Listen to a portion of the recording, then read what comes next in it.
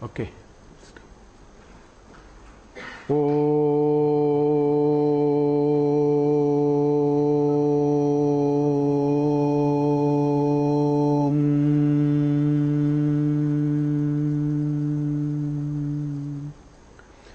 Yasmat jatam jagat sarvam yasminyeva praliyate yenedam dharyate chaiva tasmai jnanatmane namaha Ishvaro gururatmeti murti bheda vibhagine vyomavat vyapta dehaya dakshinamurtaye namaha Taittiriya Mayacharya prasadataha Vispashtartha ruchinam hi Vyakyeyam sampraniyate Om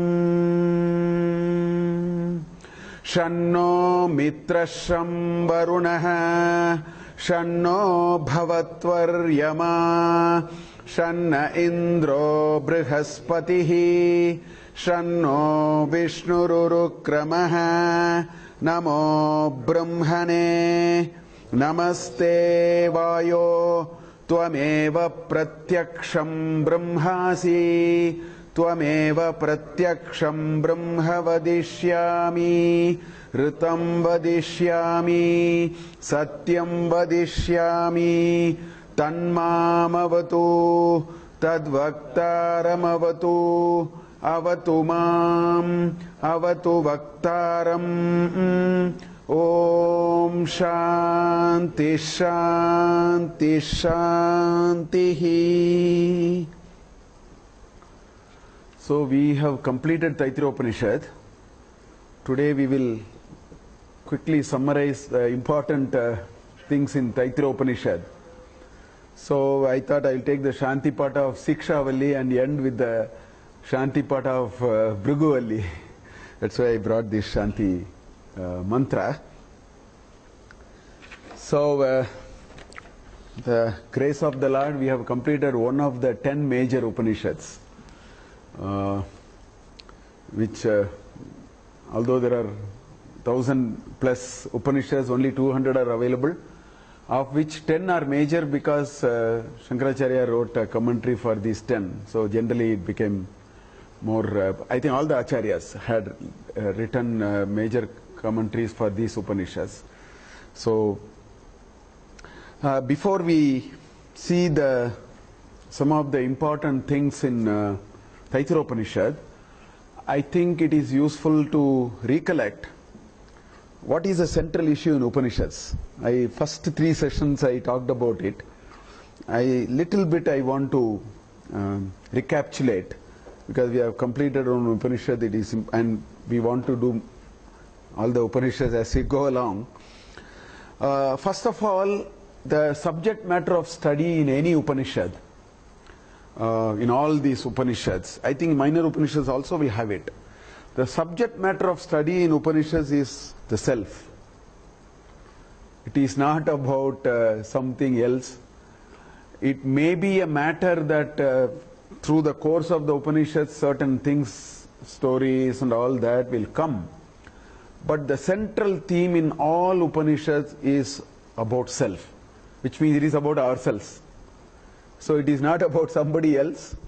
It is about each one of us. It is Atma Vidya.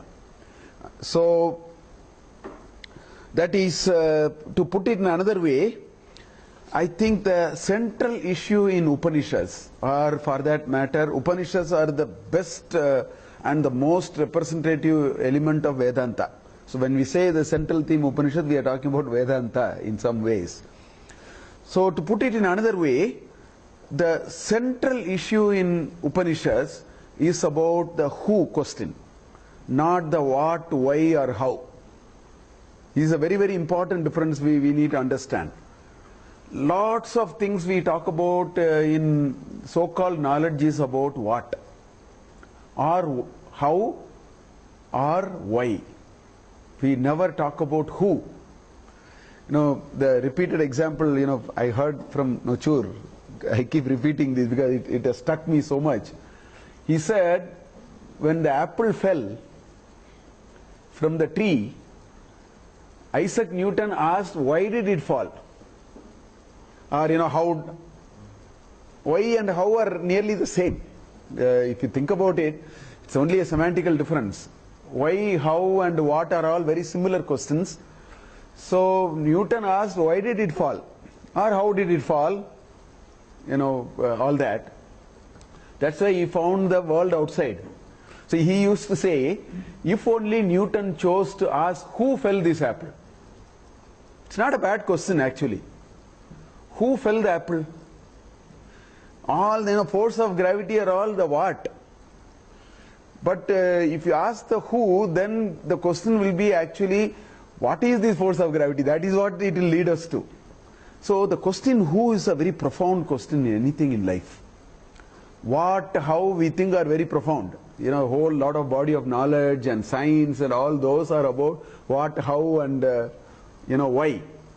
But actually, the most profound question is the who. So that is what Mundaka Upanishad squarely said, that all these are aparavidya. If you try to answer what, how, why, where, all these questions, if you have to answer, you need the indriyas. If you want to answer the question of who, it is indriya para. It is generally not amenable for indriyas to answer, but we have only this faculty, so we may use it. We may use it in our journey to find an answer, but as Ramakrishna Paramahamsa says, that finally, or Ravana Maharishi, all of them say it, that the voice will subside.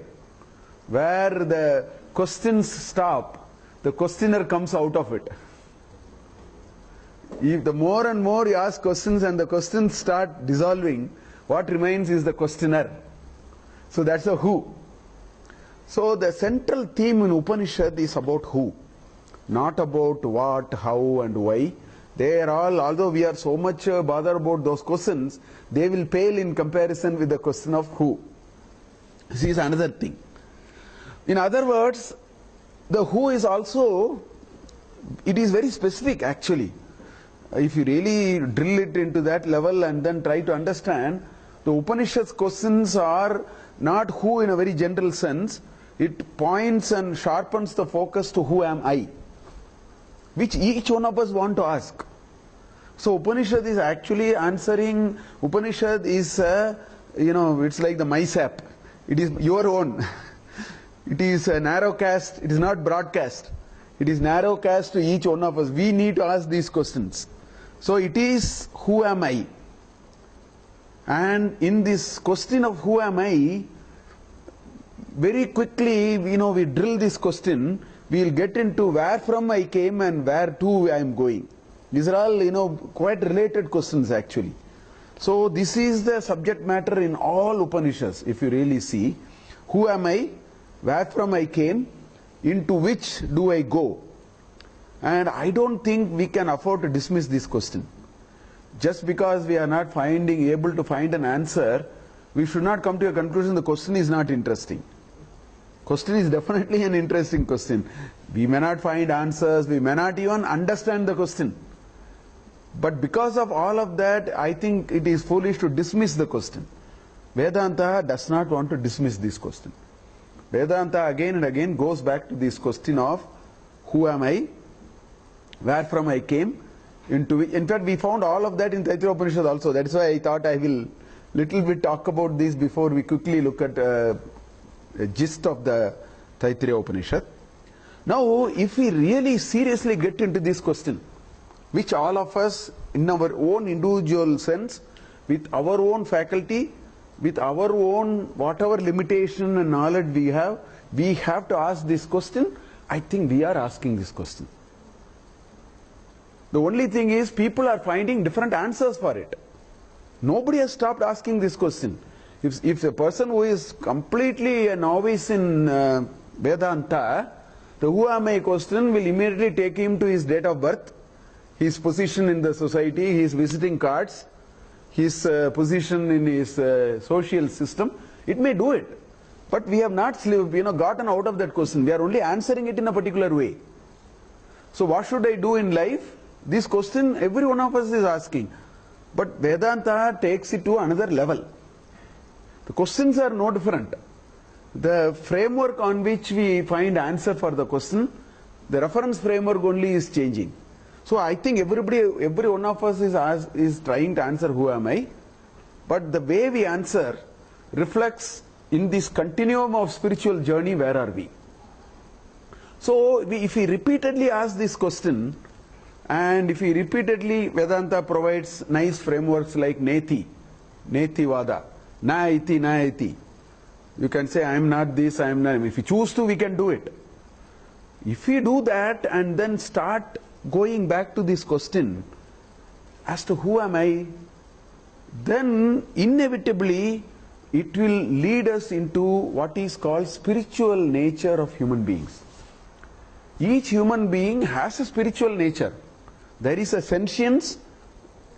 In addition to all these insentience, there is a padartha which will not perish. The tat padartha will not perish. The tvam padartha, all these may perish. The tat padartha will not perish. So I think Vedanta is forcing us, the Upanishads are forcing us repeatedly to inquire this question.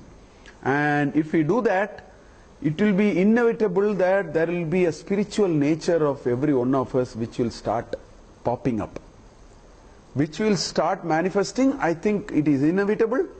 We need to face it. We need to understand it in our own ways. This whole framework of Vedanta and all that helps us to develop that framework, maybe make sense of it. Sometimes it helps us with how can we tread that path, because that path is very difficult to tread on. So that is all it will do. So it will take us to the spiritual nature of human beings. That is one inevitable thing that will happen. The second thing that will happen is, again, this is an experience which we will go through. The more and more we revisit this question, we will actually dig deep. We will get into the depth of the psychology of individuals. That is what we will actually land with. Psychology of oneself and psychology of human beings. That is why Vedanta has very high psychological dimension also to it, because it really questions a lot of assumptions. It helps you challenge many of the assumptions. It helps you see the reality in a deeper sense, in a slightly different sense. So all this. So I think two things will happen. If we truly get into a little Vedantic discussion and try to ask who am I, where from I came, where am I going, if we inevitably think about this, I think we will discover a spiritual nature which each one of us have. That will become inevitable. And second thing that will happen is we will actually become psychologically very sound. This is also my little experience.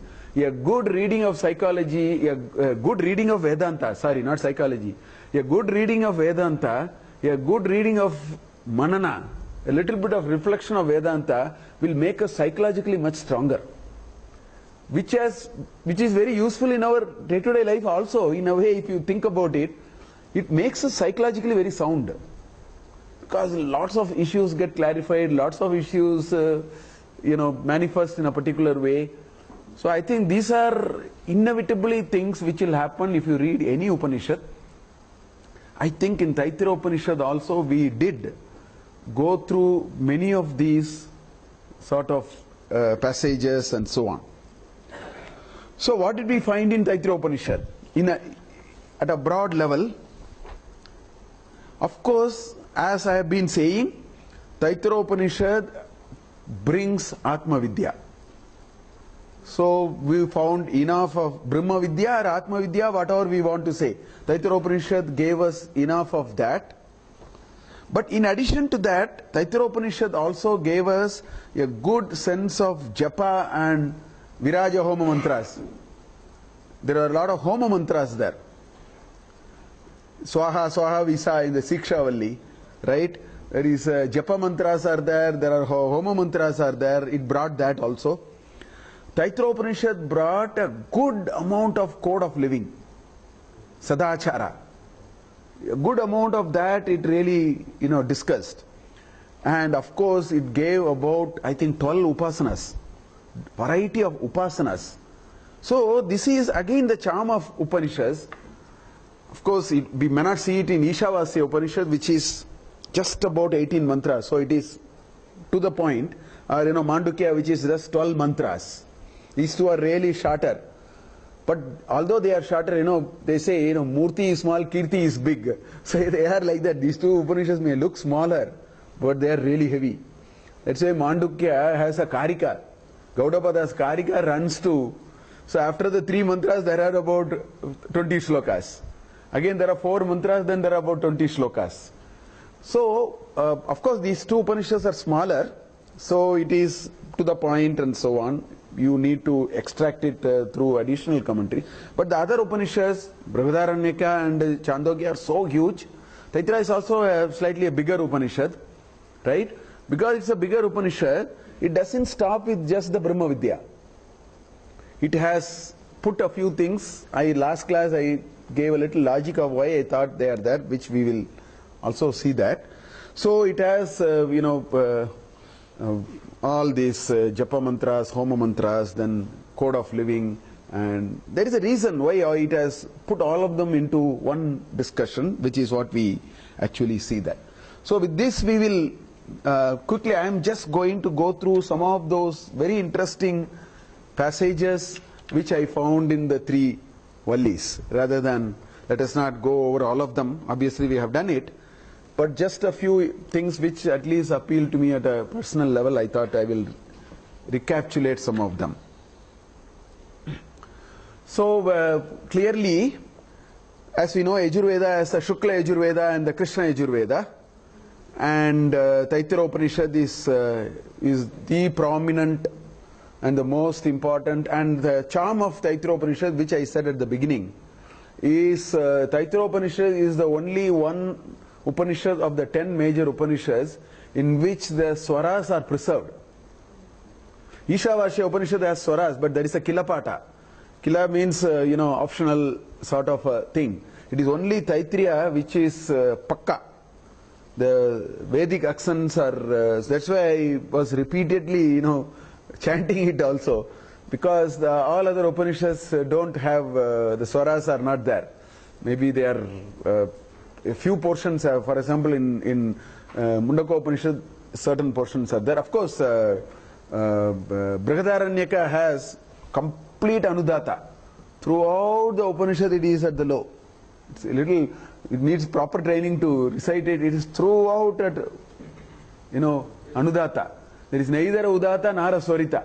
There is no this upper or the double upper. Everything is bottom. So the Shanti mantra is also Purnamada Pur. People don't say like that. You have to say like that. Purnamada Purnamidam Purnat Purnamudachyate Purnasya Purnamadaya Purnameva Vasishyate Om Shanti. You have to say like that. It is all. In all other we will say Shanti with Swarita. Here it is Om Shanti, Shanti, Shantihi. The Shanti mantra is also all in lower octave. Whereas Taittiriya Upanishad is the only one which is so beautiful. We have Pluta, we have Swarita, everything preserved properly. So it is prominent and it is part of the Aranyaka. So as you know, this entire Shruti, first you have Samhitas, which is a massive portion, Samhitas. And then you have the Aranyaka, you have the Brahmanas. The Brahmanas are all, Brahmana is not the caste. People always mistake like that. Brahmana is a technical word which says all Vedic rituals and do's and don'ts are part of it, which is mostly in Yajurveda. So you have the Samhita and then the Brahmanas. Then you have the Aranyaka. So some Vedas are part of Samhita. For example, I think Ishavasya is part of Samhita, not it is part of Aranyaka. Whereas Taittiriya Upanishad, generally the Upanishads are part of Aranyaka. So, as the word Aranyaka mentions, the people have already withdrawn from the world. They want to get into the forest, Vanaprastha. So the mantras are tuned for that kind of a thinking. That's why all these Upanishads are placed there. Because the ritual part is done, I have now can take my hands off. I have done all rituals, I have understood, I have cleaned myself to the rituals, now no more rituals, let me withdraw myself. Urvarkamaya bandhanat mrityor mukshiya mahamamritat kind of a thing. That's why so this is part of Taittiriya Aranyaka, which is part of Taittiriya Shaka. This is the most actively available part of the Aranyaka also today. Widely chanted, the 10 chapters are chanted very widely. The last 4 are very widely chanted.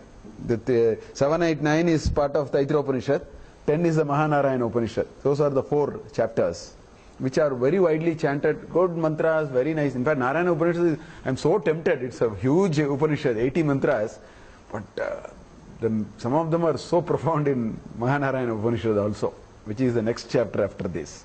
So anyway, so Taittiriya is part of the Taittiriya Shaka, which is Krishna Yajurveda and so on. So as we know, Sikshavalli is the first of the 3, and all these started the name because of the first word. All the Vallis are named with the first word. Siksham ya akya syamaha varnaswaraha matra balam samasantanaha ityuktasi iksha dhyayaha. That is the first. So it started with Siksham yakya syamaha. That's why it is called Sikshavalli. So Brahmavita apnoti param, so I say Brahmanandavalli or Brahmavalli. Actually they call it Brahmavalli only. That Ananda is added because it ends with that Ananda Mimamsa. That's why they call it as Anandavalli or Brahmanandavalli. Bhrugarvaiva runihi varunam pitaram upasasara adihi bhagavo brahmheti tagumho vacha. That's why it is Bhrugavalli. So the names are from the first word. So the first chapter is Sikshavalli. As we know, it has a Shanti Pata, which is the first Anuvaka. Shanno mitra shamvarunaha, shanno bhavatoryama, shanna indro brigaspati, shanno vishnururukram, what we recited. It's a version of a slight variation in the past tense is there as the same Shanti Pata here. There's only a difference there, otherwise the same Shanti Pata in a different tense. It says avatu vaktaram avit mam avit vaktaram. So that's the only difference. It says avatu vaktaram, here it says avit vaktaram. Avit mam. Past tense. Same Shanti Pata. So there are 3. I will put Sikshavalli into 3 parts. The first part is the short description of the Siksha. The Siksha is one of the Vedanga. So the Varna, so the 6 Angas. Varna, Swara, Matra, Bala. Those are the Siksham, Ya, Akya, Syamaha, Varna, Swara, Matra, Balam, Sama, Santanaha. There are 6 components. There was so much emphasis on pronunciation. Such a beautiful language, Sanskrit is such a beautiful language. The first thing is about sound. Ucharana Shuddhata is very important. So sound, they analyze where from the sound came. You know, akuha visarjaniyam kantaha, there is this thing, Paniniya Sutra. Akara, kuvarga, which is kaka, no? Kuvarga, akuha, and visarjaniya, the visarja. All these will come from here. Akuha visarjaniyam kantaha, there is one. Richu talaha, like the talani ityadi, you know, there is this thing, Panini Sutra. So the Siksha is all about Varna, there is a Varna Mala, then Swara. Because Swara, if it is wrongly uttered, there is a Indra Shatru, there is a very famous story. You know, Rishi did a yajna and he used the wrong Swara. So Bahurihi Samasa became Tatpurusha Samasa. So instead of killing Indra, who was his son's Shatru, he created an entity which will kill the son himself, because Artha Parivartana Bhavat. So Swara, Matra, you know, Pluta and you know, Dirga and you know, Swarita and all that. Hraswa, Dirga, Pluta and all that. We saw all of them actually. So the first section is about pronunciation. So the Rishi says for the passing out students, concentrate on your Ucharana. It's very, very important, because we should know the meaning, and the meaning should not get changed. So we should properly utter, know the meaning and do things. That's why he wanted to say that. So that is the first Anuvaka. the science of phonetics. Then of course the Anuvakas 3 to 8 had very good upasanas, Samhitopasanam, right? Matapu urva rupam pitotara rupam praja sandhihi prajananagum santanam ityadyat iti, all those. There are 4 of them which we will see there. It's a Samhita. Basically, if you take the Sandhi, and there is a Purva Rupa, there is a Uttara Rupa, and there is a Sandhi, and there is a word which is coming out of it. He says use that and then do Upasana. That's how it starts. Samhita Upasana. Then Vyagriti Upasana. Mahat, Brahma, all those are there. Burbu, Asuaritiva, Etas, Vyagritaha. That's how it will come actually. If I recite continuously, it comes. In between, I find it difficult to recite. Anyway, then you have Hiranmaya Upasana. There is a nice, say, Indra Yonihi. There is a Indra Yoni and all that. I will talk about it. There. Then Pang Tamva Itagum Sarvam Pang Te Neva Pang Taggas Pranoti. There is a 5. Pang is set of 5. So that Upasana. Then Omiti Brahma Pranava Upasana. Om iti idagam sarvam, that is a, Pranava Upasana. Then Avahanti mantra were there in the 4th. So all these are in that first part. Avahanti vitanvana kurvana chiramatmanaha vasagum simamagavascha annapanecha sarvata lomasam pashubis sahaswaha. That's why it's Homa mantra. Lomasam pashubis sahaswaha amayantu brahmacharina swaha vimayantu brahmacharina. They are great ideas. Amayantu brahmacharina swaha. Let my students come from all over the place. I want to spread this knowledge, create a great institution. Damayantu, Shamayantu, Pramayantu, all those are there. They are all Homa mantras. I want to, spread this knowledge, create a great center of learning. All those are part of it. So they were all Anuvakas 3 to 8. And then the last 3, 4 Anuvakas are some principles of living. Wonderful Anuvakas. We spent a lot of time on Anuvaka 11. Lot of Sadachara. Principles are all there. Satyancha Swadhyaya Pravachanecha. Dharmancha Swadhyaya Pravachanecha. All those are there. Ritancha Swadhyaya Pravachanecha, all those are part of it. Then Matridevo Bhava, Pitrudevo Bhava, all those. So I think these forms, so there are 3 parts. The science of phonetics as a reminder that pronunciation matters all the most in this language. Understand it because your meaning depends on it, and understand the meaning to remain that.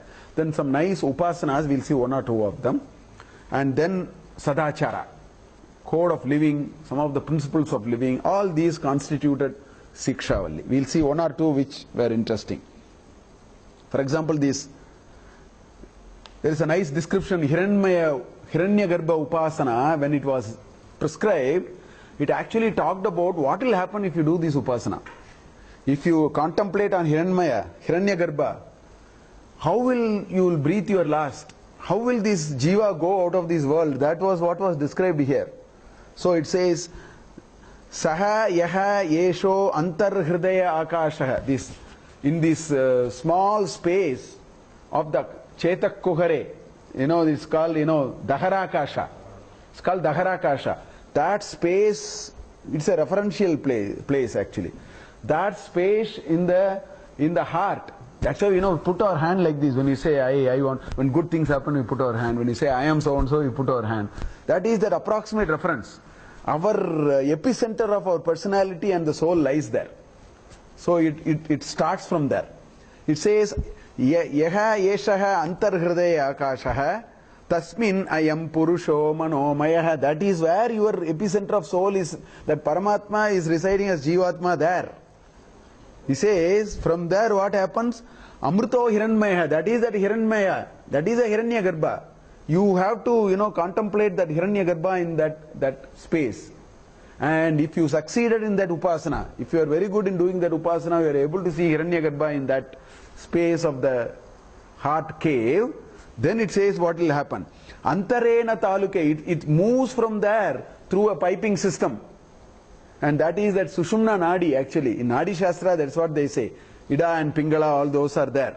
So in that Sushumna Nadi, it moves. Antarena taluke esha stana iva avalambate. It is hanging in the throat, that small portion, tonsils. It is talking about that, the tonsils. It says it will come there. It will come up to that point. It is giving all reference points there. Stanaiva avalambate. It is hanging. Like, right? Then he says, Sa Indra Yonihi. That is the path of your liberation. That's the Indra Yoni. Say Indra Yonihi. Then it says, where does it go? From there it goes, Keshasya Antaha, which is the end of our Kesha, hair. That's what he says. Yatrasau keshanto nivartate. And then he says, Vyapohya sirsha kapale. The skull is open. That's the Brahmarandra. If anybody succeeded in this upasana, they will have mumukshutva. That's what it says.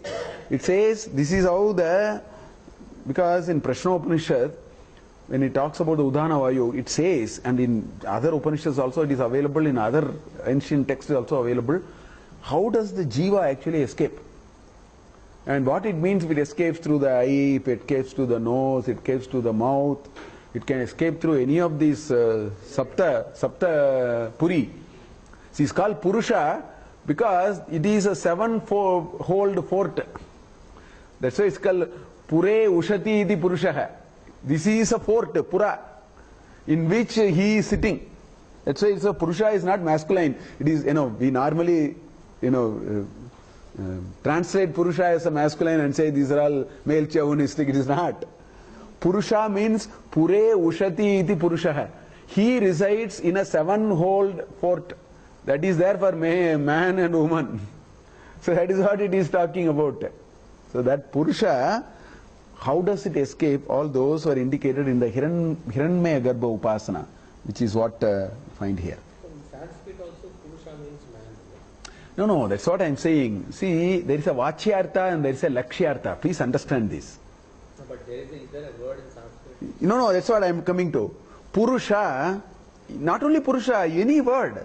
In any word in Sanskrit, there is a Vachyartha and there is a Lakshyartha. Purusha as a Vachyartha, which is masculine. Okay. That's a Vachyartha, which means you take the word and then take a word meaning. That's called Vachyartha. But there's a Lakshyartha. In other words, Vachyartha is Stula, Lakshyartha is Sukshma. So you have to choose what do you want to understand. Do you want to understand Stula or Sukshma? If you want to be always in the plane of Stula, we have not gone anywhere. Like that Bhagavad Gita sloka where Atma was... Exactly. Uddaret Atmana Atmanam na Atmanam avasadayet Atmaiva bandhuhu Atmanam Atmaiva rupuratmana. The Atma has a Vachyartha, but it has a Lakshyartha also. Lakshyartha are all very different.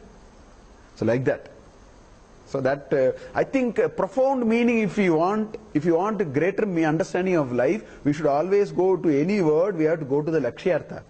Many of the controversies will fall, actually speaking, because they are all at a Shabdartha, Vachyartha. That's what I meant. Then there is this Pranava Upasana. This Pranava Upasana, that one paragraph, it's such a beautiful paragraph. Om iti Brahma, Om iti idagam Brahm sarvam, Om ityetad anuhriti hasmava, apyesha vayetya shavayanti, Om iti samani gayanti, Ogum shom iti shastrani shagum santi, Om it advaryu pratigranati. Advaryu is actually a Yajurveda man. Om iti samani gayanti, that's a Samaveda man. Om iti Brahma prasauti, he is Atharva Veda man. So there is a beautiful organization of an yajna I talked about. I wanted to remind, because these are all sukshma, many people don't know. I want to actually bring that. There is a 18-member project management approach for doing yajna, which is described here actually. So what are those? If you have to do an yajna, you need a yajamana and a yajamana patni. Because they are the ones who are doing. Priest can only, help the process. Priest cannot do yajna. Priest cannot do yajna. Yajna is done by always an yajamana. The same priest can be an yajamana. In that case, he is not a priest. Please understand. The role you have to understand. You can't play dual role. Yeah, you can't play a dual role. Prayojana will not be there. Because in yajna, you have to give. If you play the role of priest and you give to yourself, you are destroyed. the whole process. That's a dual role is not possible. Anyway, so there is a Yajamana and a Yajamana Patni. The reason is Yajna is done either Naishkarmya or Sakamya. So somebody must aspire for it, no? That's why it must be done by somebody. So Yajamana and Yajamana Patni. Then you have the altar. So 2 people have come, now 16 more people have to come. So there are 16 more people. There is a Hotragana called Hotas. They are the actually Rigvedic people. So there will be a captain and 3 assistants. So 1 plus 3, 4. So there are 4 people who will be part of any yajna. You can go and see. There will be a Hotragana. So there are Hotas. Okay? Then you have Advaryugana. Again, these are the Yajurveda people. So there is again a captain and 3 assistants, or a manager and a assistant manager, whatever you want to call. If you want to use a word like that. So you have Advaryu and Advaryuga, 3 people. That makes another 4. Then you have Udgatra Gana. Udgata, one who sings. Gayati. Udgata. So he is the Samaveda team. Again there is a leader and 3 assistants. Okay. Then there is what is called Brahmagana. He is the Atharva Veda. Now there is a well defined, the whole Veda is organized like this. See, whenever any activity is done, Vedic ritual, any Shrauta Karya. Shruti, Shrauta Karya means through Shruti. Smarta Karya means through Smriti. Smarta Karya are Vyavaharikas. Upanayana, Vivaha, Putreshti, all these are all Smarta. These are all for the world we are doing. Shrauta are all for heavenly God. That's why Ishta and Purta. That's what it is called. So if you do a Shrauta Karya, then there is a way to do it. The way is, first you have to invoke the gods. And that is always done only by the Rigvedis. That's why the hymns are all in praise of God, and they praise the God and say, please come. They will do that job. This is the order in which Yajna is done. Then the rituals are entirely in the domain of Yajurveda. Yajurveda only knows what to do. All these are laid out in Yajurveda. That's why the Advaryu will come. So once the God is invoked, the Rigveda job is done. Now the Yajurveda will play the role, which is make the offerings. So that's why all homas, havanas you will see will be in Yajurveda only. They are all in Yajurveda. It will be done. Then once that is done, then the Sama Gayakas will come. They will sing good in praise of, when you send back, you have to give them, praise them. Today also, after we have a food, we put the music and have a dessert. There's a mild music running at the background, something like that. So that is where he comes. Now, this Atharva Veda, this person, he is supposed to know all the 3 Vedas. He is a master, he is actually the, that's why he's called Brahma. That's why he says, Ogum Shomiti Shastrani, Omiti Brahma Prasauti. They have to take permission from him. He is supervisor actually. He is the only one who says, Rigvedi is done properly, otherwise he stops and says, do like this. Or Yajurveda is done properly, if he has not done, stop and do like this. All those are done by him. So he is supposed to know all the 4 Vedas. It's a much bigger role actually. So that is 4 into 4, 16. And then the 2 are actually Yajamana and Yajamana Patni. These 18 are referred in, Mundaka Upanishad, for example. There it says, here is a boat with 18 legged, like that it describes there. So all these are coming through this organization of the Yajna. So that is what it is. Again, we see this kind of... Oh, it's happening. Even now it's happening. Only thing is... What we see is like you certain marriages or you get dopamine and all that, which is not a... Yeah, so, what is happening, see, now what has happened is, if you everything is now gone into an economic dimension now. So, first of all, what I do an yajna, I have to now work on a budget. Okay? The moment I bring the budget, you cut many of these. You will not bring 18 people first of all. Because 18 people are, so while a grahastha you are not able to see it, but I am now seeing the yajnas are happening. Even now there was a Aptarayama Soma yajna which happened in Bangalore, 10 days. There you will see pakka, because everybody put together, there is a 1 crore budget or a 20 lakh budget, they are able to bring. So what has happened now is partly there is a deterioration, partly there is economic angle, or there is a cutting. So today what is happening is today also happening, next time some ritual happen in your house you see, what he will do? He will say he is a Brahma, he will bring 2 people, he will make them 4. What he will say is, he is the Advaryu, he is the Udgota, he is the Brahma, he is the Brihaspati, like that he will say, and he will collect all the money within themselves, and so they do it they do it, but we don't see it. It is done in a very contrived way. Specialist for all this Supposed to be. in India. Yeah. Suppose, I mean, the Vedis, no? So, a Hotragana is actually a Rigvedi. So, but do we have Atharva? Yeah.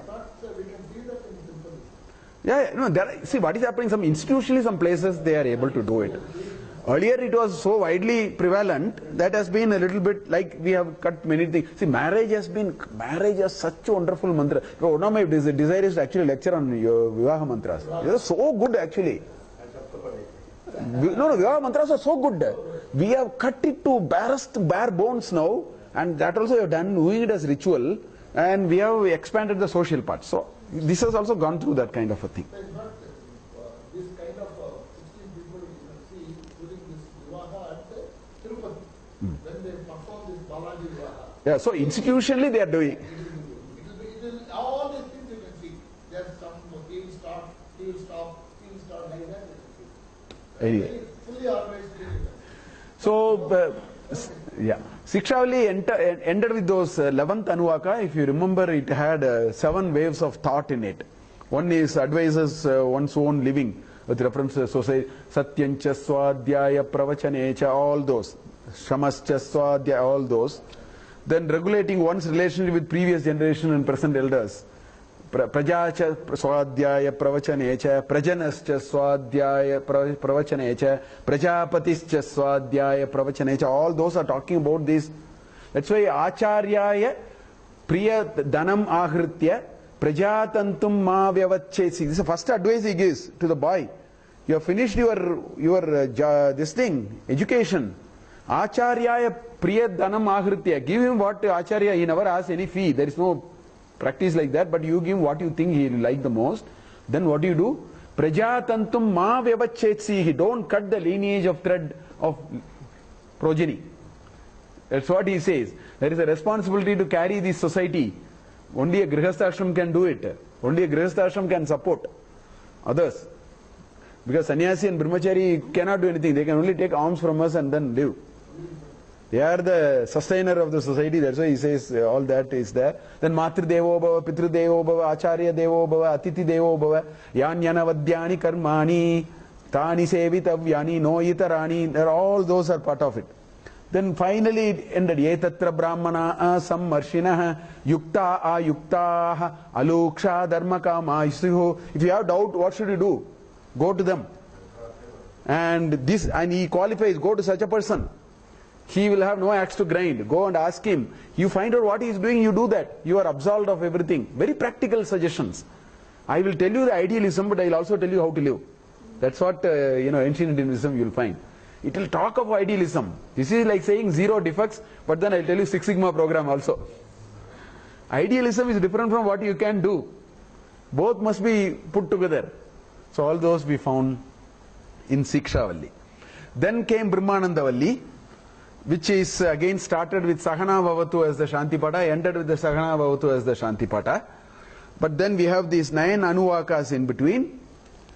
As I have been repeatedly saying, this is where the core teaching of Upanishad is there, Brahma Vidya is there. And the structure is so beautiful. Brahma Vida Apnoti Param is the sutram. The whole teaching is over with that one sentence. Brahma Vida Apnoti Param. One who has experienced and known Brahman attains everything and obtains everything. Finished. Teaching is over. So that is the sutram. Now that paragraph slightly, you find it too difficult, I will slightly expand it. Satyam Jnanam Anantam Brahma. He tried to define what a Brahman is. Because he said Brahma with Apnoti Param, but he never told me what is Brahman. So it is called Vritti. The sutra is slightly expanded, that is called Vritti. So Satyam Jnanam Anantam Brahma Yo Veda Nihidam Guhayam So Oshnute Sarvan Kaman Saha Brahmana Vipaschite Ti Iti. Vipaschitaha Iti. It stops there. Up to that is Vritti. The rest are all Vyakhyana. Even you are not able to understand it, I will get into the detail of explanation. That's how it is structured. So Brahma with Apnoti Param is the sutra. The next three sentences is the vritti. The rest are all, to explain it even more, panchakosha, then ubaya pratishta. Ataso bhayangato bhavati. How did you get fear? All those were explained, and then of course the Ananda Mimamsa. Finally, that 10 power 21 levels of Ananda and all that. That's how this. So it typically asks the questions, and Upanishad will ask. What is the ultimate goal of human being? How is the Brahman characterized? Who are we? Are we the body or the mind, or what is the Panchakosha is taking us through all those kinds of thinking. How to make sense of the universe. The entire creation process is so beautifully explained. There are sevenfold explanation there. It starts by saying, so kamayata bahusyam prajayeti satapo tapyata satapas taptva idagam sarvam asrijata. Suddenly it became desirous. Let me multiply myself. And it created the whole world. So he explained in simple ways. Then it explained in many ways. There were about 7 different explanations, all that. And then finally ended with this Anandamaya. Anandamaya to Ananda. Maya pratyaya is vikarartha. It's conditioned. So Ananda cannot be conditioned. Ananda is unlimited bliss. Satyam Jnanam Anantam. And that is Anandam. So it explained that Anandam. Shrotriyasya chaka mahatasya. It took that reference and then explained the whole thing. So I think I will skip this. So basically, it actually used a nice methodology. Maybe I should explain this. How did the Upanishad try to explain? It said, you first think this body is Brahman. You are the body. Think that's the way we will start. I am the body, so I will take care of it, I will do everything. He says, go and challenge it, question it. Deeply inquire, are you the body? Because you will start seeing contradictions. The body is withering away, the body is going away. If it goes away, then have you gone? If you gone, then where did you come from? That which ended will have a beginning. But that which has no beginning will have no end also.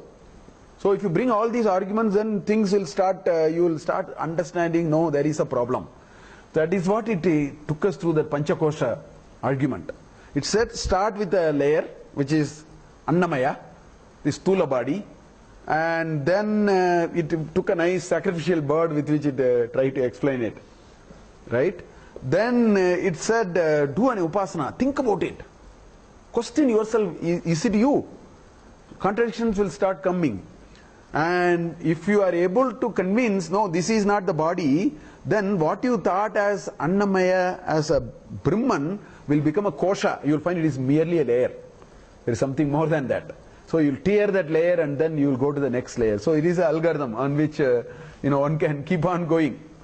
Keep doing it. If you are from the status of Atma, it will become a kosha. You thought this is Atma, you will say this is not an Atma anymore.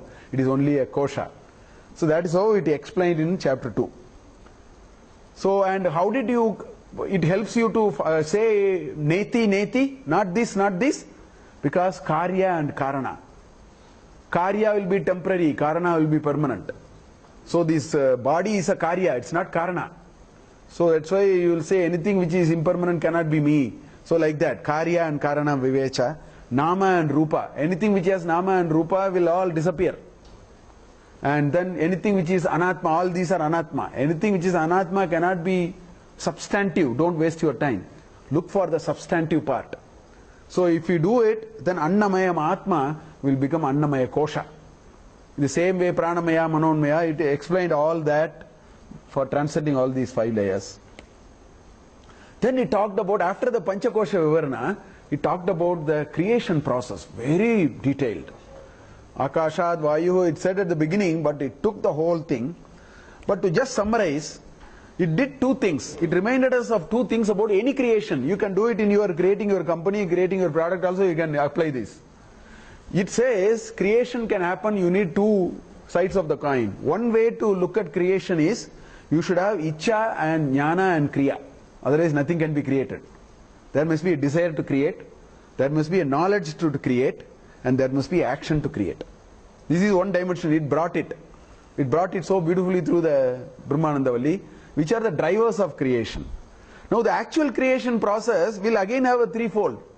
There will be a doer, Carpenter is required. If you want to make a furniture, a carpenter is required, a know-how is required, a material is required. Without that, where will the furniture come? So there is a doer, there is a know-how, and there is a material cause. Upadana and nimitta karana. This is how all these were explained. If you remember, these are all part of the second chapter. It's very nice ideas. So these are the material cause. Tasmadva from that, etasmad from this also. Akasha sambhutah, the space was first created. Akasha, vayu, these are all upadana. They are all the material with which you are creating. So upadana karana. The panchabhutas are the upadana karana to create anything. You create anything in the world, you need panchabhutas. Even to create a concept, you need a space in your mind. So without panchabhuta, nothing is possible. So upadana karana. Then nimitta karana. So kamayata bahusyam prajayeti satapo tapet. The tapas is the know-how. The tapas is the cosmic consciousness which created this beautiful world of names and forms. Where did it all come from? So beautiful. Every day we discover a new, tadpole, we discover a new creature, we discover a new plant. Where is the know-how? Who brought all these know-how? That's what he says. Tapas. That cosmic intelligence did tapas and created all this knowledge and brought it out. So all those are, so that's a nimitta karanam, all those. The fear was ubaya pratishta, ataso bhayangato tasya bhayam manvanas, amanvanasya, all those are part of that. There is a framework for fear. I want to, because we all must understand it. We are all in a domain of fear. So we must understand this is how fear actually happens for us. Fear can happen because of all these. If you have a notion of duality, you will have fear. There is a second person, then there is fear. I will not get it, I will lose.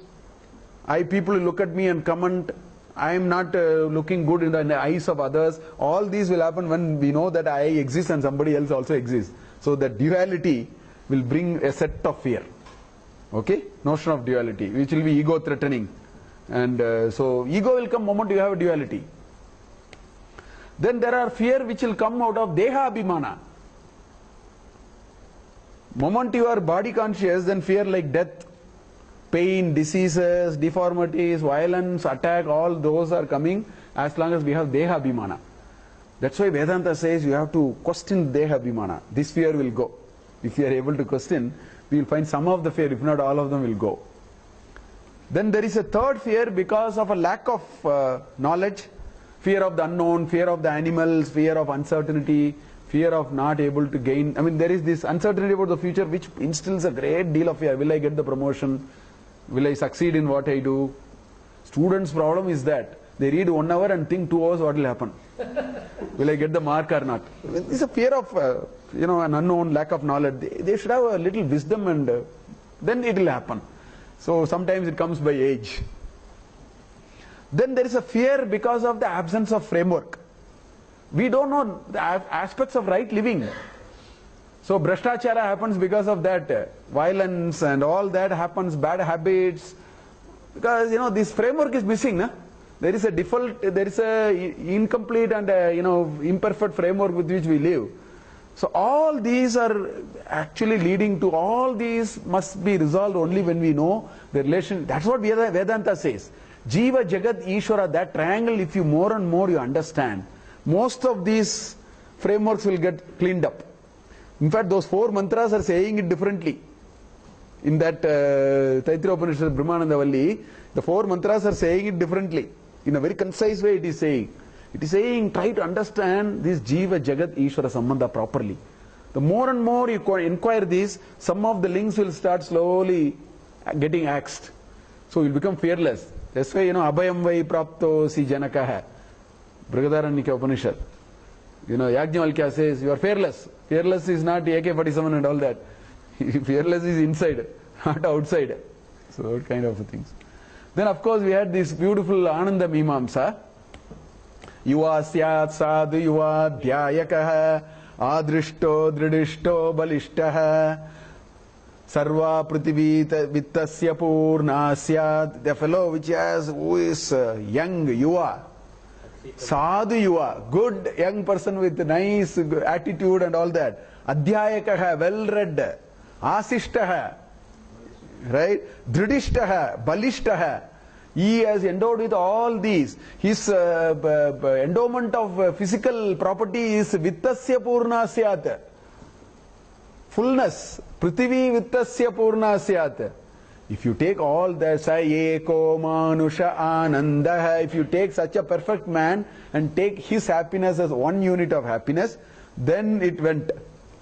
We saw all these.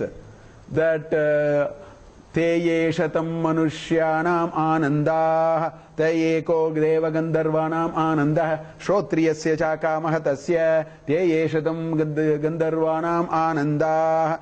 Like that it went on. Sayeko brahmana ananda. Even all these are graded. There's a message here. It says even you take 10 power 21, 10 power 21 is still 10 power 21 only. It's not infinite. It is only 10 power 21. Ananda Maya is graded. Ananda is a Shrotriya and one who is akamahataha, one who is not bitten by desire. He will transcend all these and go beyond that. That's how it ended finally. With Ananda Mimamsa, it ended the Brahmananda Valli. Then of course we had Bhrigu. I am going to talk very little about Bhrigu because we have of course seen now. So Bhrigu had of course 10 Anuvakas. Bhrigarvaiva Runihi, that's why it's called Bhrigu. Varunam Pitaram Upasasara Adihi Bhagavo Brahmheti. I want to know Brahman. Father, he goes to the father and says, please tell me how to know Brahman. Father sends him back with a cryptic answer and not giving an answer actually, and not taking his question also. So the Brahma Jignasa, the desire to know Brahman, is the first Anuvaka. Then the 6 Anuvakas are a methodology of finding your answer. It's a very useful methodology for our life. I've been talking about it. It's a very good methodology for us to. I won't talk only about that today. The others we have seen. And then of course the Anna Brahma Upasanam. Annam na nindya tat vratam, annam na parichakshita tat vratam, annam bahukurvita tat vratam. Those sadacharas and the importance of threefold importance on food and food in the larger sense of the term. And then of course the cry of ecstasy with which the Upanishad actually ended. Now the most important takeaway from this Bhrigu, according to me, is it actually told us how do you actually acquire knowledge. That is what has happened here. The father sending the son back again and again without answering. Or, what does he say? Every time he says, Tapasa Brahma Vijijñāsasva Tapo Brahmheti. These are all he is saying. Every time he goes back, he says, Tapasa Brahma Vijijñāsasva. Please understand Brahman through tapas. Tapo Brahmheti. Tapas is Brahman. I mean, the most unhelpful answer. But then there lied this principle of knowledge. Knowledge is, this is what it is. Unique methods of acquiring superior knowledge is contained in Bhrigu. How do we do it? It is important to live with the question for a long time. Today it is fancy to throw all the question out and put the burden on the teacher and see whether the teacher knows or not. That is a methodology on which we are all taught. But ancient methodology is live with the question. I will not answer. The more you live with the question will disappear, question will become profound, question will morph into something else, you will find answer. And that answer is far more powerful answer. That is the message coming through Bhrigu. It is important to live with questions. Our personal life also, it is important to live with questions. We should not get impatient with questions. We can become more thoughtful. That we need the grace of the Lord to get that wisdom. We have to live with questions. Today, for everything we say, why is it happening to me? I have been very good. Why did it happen to me? I have been good to everyone. All bad things. We are so impatient.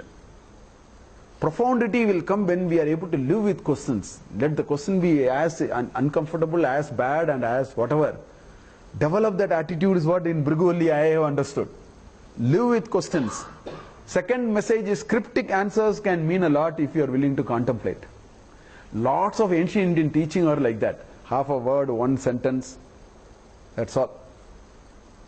Ramana Maharshi will say, Summa irum vai. Keep quiet. You have now analyzed that one word, keep quiet. You will actually understand there is a meaning to that answer. He will simply say, some one paragraph question I have seen in Ramana Maharishi's, I have read some of these, I keep reading also. There is a one paragraph question, answer is one syllable. And it's so profound actually, if you think about it, it's so profound. If you are not willing to think about it, you can, today we have been trained, you have to dismiss it. Hey, what is this answer? You have to dismiss it. Because it is not stula. It is very sukshma actually. That is another message in Bhrigu. And Brahma Vidya can be acquired only by these 3, 4. This is another message in Bhrigu. Brahma Vidya, Bhrigu Brahmananda talked about Brahman. Bhrigu told how to acquire Brahma Vidya. So it said 4 things. Tapas is very important. Tapas is ekagrata of our indriyas and our attention to a single pointed focus is called tapas. Without tapas, nothing is possible in material world as well as in Brahma Vidya also. So role of tapas, it can be learnt only from a guru. That's why in all Upanishads it will actually start in either directly or indirectly. Shrotriyaha Brahmanishtam. He approached the guru, and the definition of guru is Shrotriya and Brahmanishta. Nishta means he revels there only. He is there. Shrotriyasya cha akamaha tasya. That's Shrotriya. And what is the lakshana of a Sishya? Samitapanayaha. It's a very symbolic idea. Taking some samit in the hand and going is very symbolic. We have to think about what does it mean. I want to leave this as an exercise. You have to think it is not a casual word. The samit, taking and going, has a meaning. Because the samit and what it is used, what happens to it, you think about it, you will see what is the framework with which you are supposed to go for learning. That is what is being conveyed through it. So that is what is coming through this. Of course, all these, Panchakosha as an infrastructure through which we have to understand, all those are there. And it ended with these 2 frameworks, Annam and Annadaha. Pratishta and Pratishtitaha. We talked about it in the last 3 classes, so I am not going to get into it. It brought this axis of mutual dependence through these closing sections in Bhrigu. That the world is mutually, hugely dependent. You will eat and you will be eaten. That is a fact of life. Please think about it. It's a very profound idea. You will be eating by the moment actually you are also eaten. Your eyes is going. In a stula study, meaning I am telling.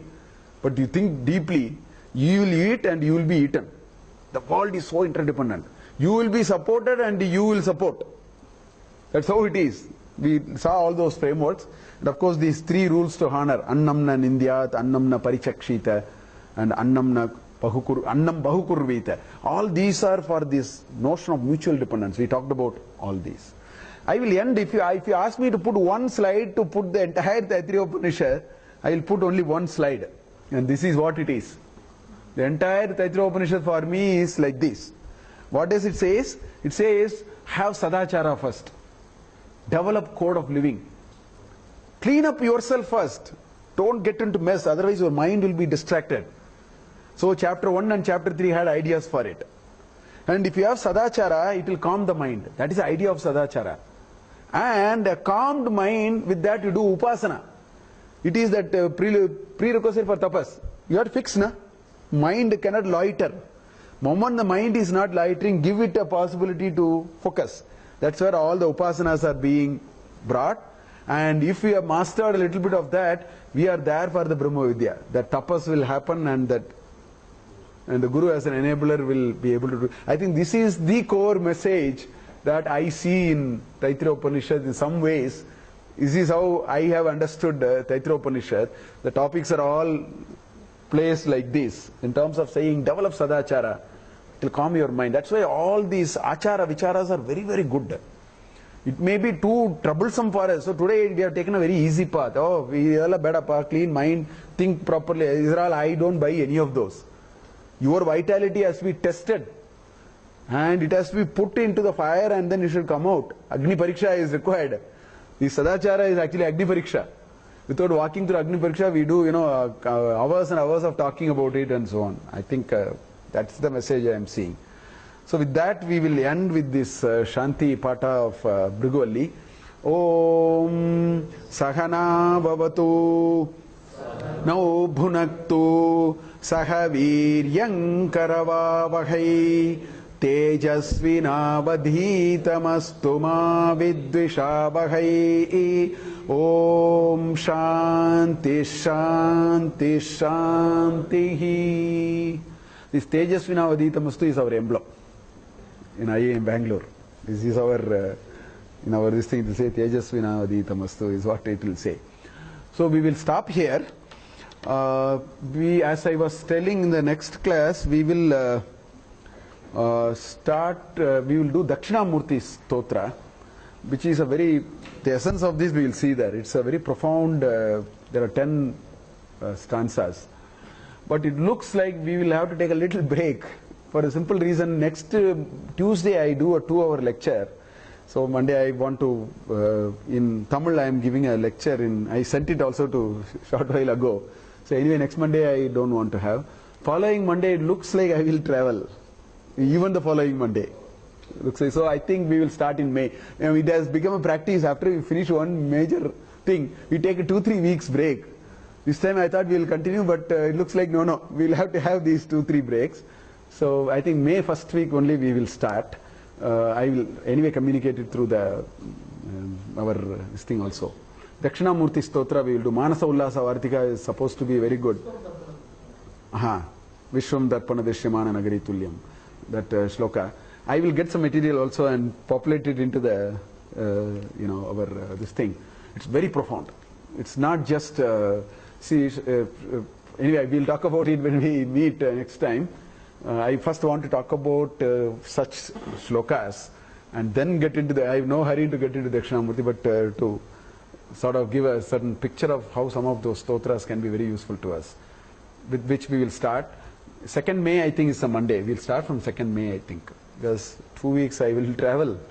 Next week I am a little busy with the other thing. There is a prasada from Mantralayam. Please, who have not taken, please partake the prasada. Thank you.